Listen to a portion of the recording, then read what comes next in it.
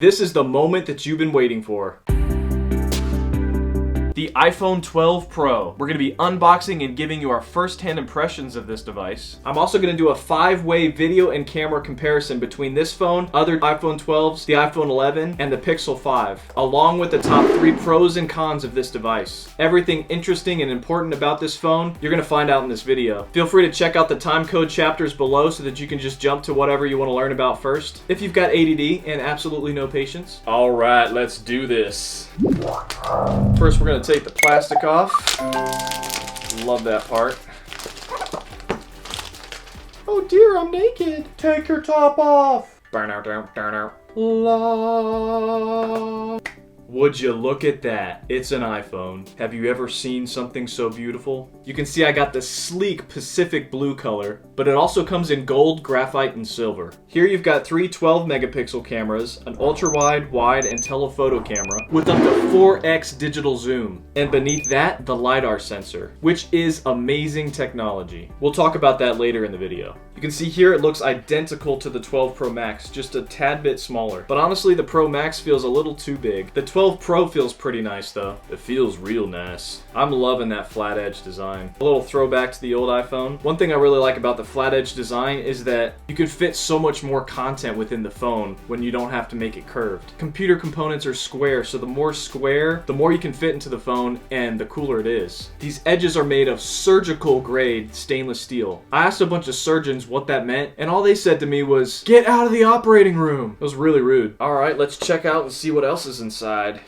You got your instruction booklet, your SIM card pin, and your Apple fanboy Apple sticker. Here's a fun fact. These Apple stickers help feed millions of seagulls in landfills every year.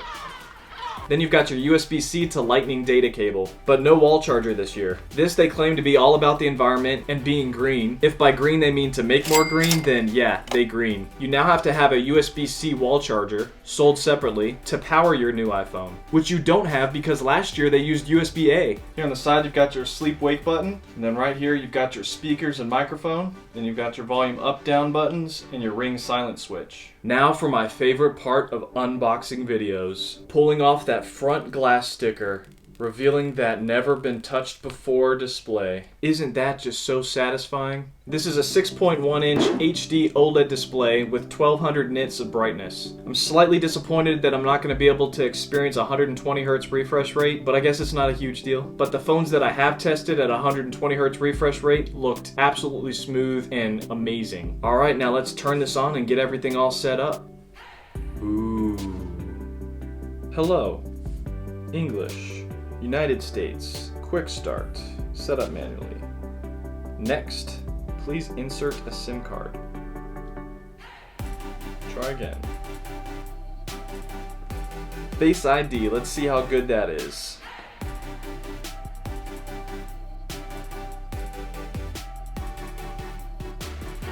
Pretty easy. Ooh, get to start off with dark mode right off the bat. I love dark mode. Standard. Welcome to iPhone. Wow, that display is beautiful. Even in dark mode, it kind of blows out my camera. I need to turn the settings down a little bit. I can actually see what's going on here. I really wish they had a fingerprint option. With the pandemic right now, Face ID has become kind of annoying in certain situations. The Galaxy S20 has an in-screen fingerprint sensor. Now for the awesome camera comparison between the iPhone 12, the iPhone 12 Pro, the iPhone 12 Pro Max, and the iPhone Mini, which is another one of those phones that has an amazing camera. Here we've got all 5 in downtown Dallas. You can see when zoomed in how much they differ. The iPhone 12 Pro Max is clearly the winner, followed by the 12 Pro, Mini, Pixel 5, and then the older iPhone 11 Pro Max. In low light, the selfie videos on the less expensive $700 Pixel 5 actually look superior to all of the more expensive iPhones. It looks more crisp and the coloring looks more natural. Here, zoomed into this ball, you can see that the Pixel 5 handles macro shots very poorly compared to the newer iPhones. In this daytime selfie video test though, the Pixel 5 is the winner again, followed by the newer Pro iPhones and then the Mini. Things change dramatically when you're just taking a still photo though. The Pixel 5 is actually the worst for taking selfie photos, with the iPhone Pro and Max looking the best. This hammer video was taken in a very dark garage. The Pro Max is the sharpest, but the Pixel 5 has somehow eliminated all low light grain brain. So overall, my top 3 reasons to not get this phone would be its lack of 120 Hz refresh rate. A lot of premium smartphones right now have 120 Hz. It's kind of a step behind with this phone, but at the same time, most of the video we watch is 30 frames per second anyway, so it's not going to utilize it. Where you miss it the most is during gameplay and scrolling. My number 2 reason to not get this phone, lack of fingerprint sensor. I think during the pandemic, everybody needs a fingerprint sensor because honestly right now in public, nobody can open up their phones with their faces. My 3rd reason to not get this phone is no split screen functionality. This is one of those things that Android has iPhone beat. People need to do multiple things on their phone.